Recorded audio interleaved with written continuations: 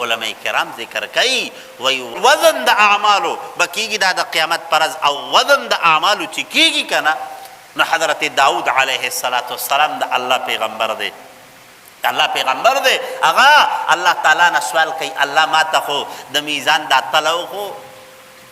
الله د میدان دا تل را توخو چې پدې کې به د تمام انسانانو د اعمال وزن کې نو حضرت داود علیه السلام چې کله ودیش کنه نو په خوب کې د میزان دا تل ولیدا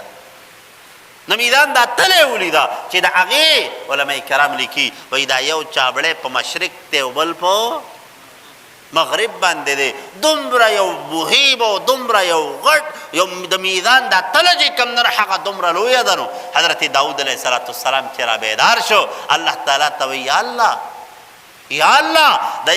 دا به کوم یو بختور انساني چې هغه به دومره نیکۍ کړي چې د مشرق نه واله تر مغربه پورې دا تمامه ځمکه دا تمامه خلا دا به څه کېږي دا به د نیکو نه ډکۍ دا به څوکي داسې خو څوک نشته چې هغه به د تلې دا چابړې به ډک کړي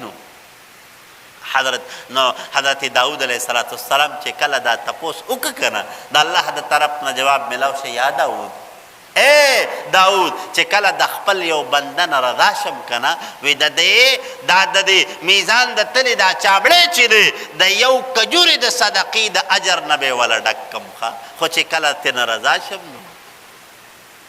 د یو کجورې چې کوم نه هغه د صدقې اجر به وله دومره سیوا کوم چې